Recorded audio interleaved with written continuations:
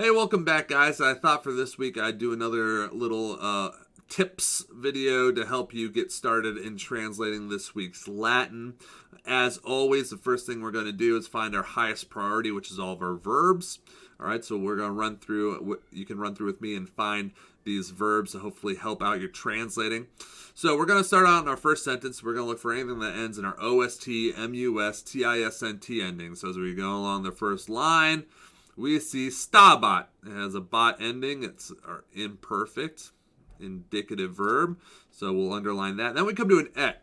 Now, you don't have to do this, but what I did when I was first learning Latin, whenever I found a conjunction, et, said, anything like that, quote, I'm going to put a line that separates that because these are two separate ideas. Et, as a conjunction, it's combining two separate ideas. So this is one idea. What comes after it's another idea. So just so that I'll know when I'm translating, I translate what happens before and then I go after. So going to the next portion, we're going to go through our line and we're going to find at the end of the sentence we have tractaret. That's our second verb. All right, to be drawn towards. Okay, and you're going to find that the subject for all these verbs is going to be pretty much puer Icarus. Excuse me. Puer and Icarus are going to be the two subjects we're going to find throughout this. All right. So we're going to learn about Daedalus' son in this passage. As we go on to the next portion, we're going to see that the sentence structure is a little bit more complicated. We got a lot of commas roaming around here. So we have cum or ore renidenti, which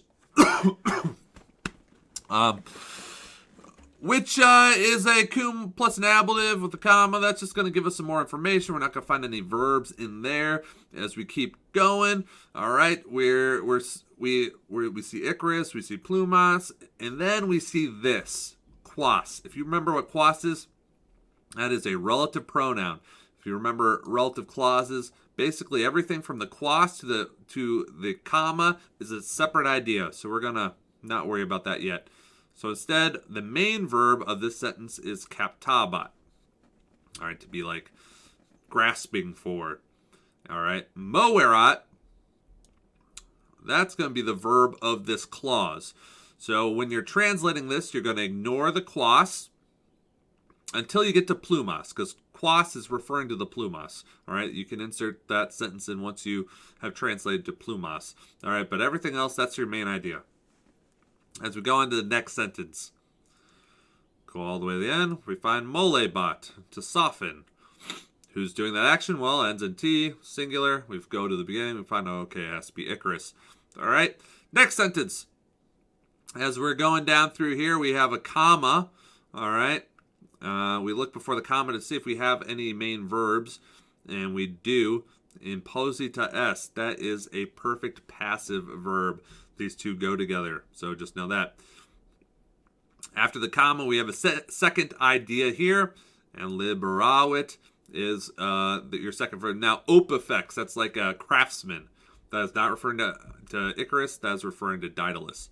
And then Daedalus kind of takes over here as he tries on the wings that he's crafted. So we go to the end of the sentence, pendit. All right, to hang like a pendulum. That is going to be our verb. Now, one thing to note that's kind of tricky. Corpus, let's see if I can circle it. Corpus is an accusative. It's a neuter accusative. So that is the direct object of pependit. All right. As we keep going on, we have instruit, ends in T. We got another verb there. All right, and then we have the father giving the son orders on how he needs to fly with these wings. And we go to kuras. That's going to be the main verb in here. All right. Ends in S. He's talking to his son, so he's referring to him in the U form. All right. Again, looking for anything that ends in OST, MUS, TISNT. Moneo. That's going to be a verb, the I form. Ibis. Again, with the S form. It's another verb. We're going to have a ton of verbs in here. He's going to give him a lot of instructions.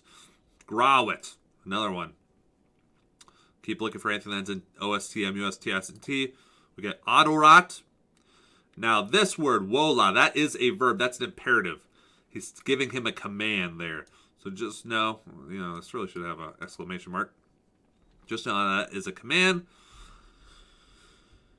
And then we're going to have a bunch of infinitives here. So infinitives, spectare, something about to see.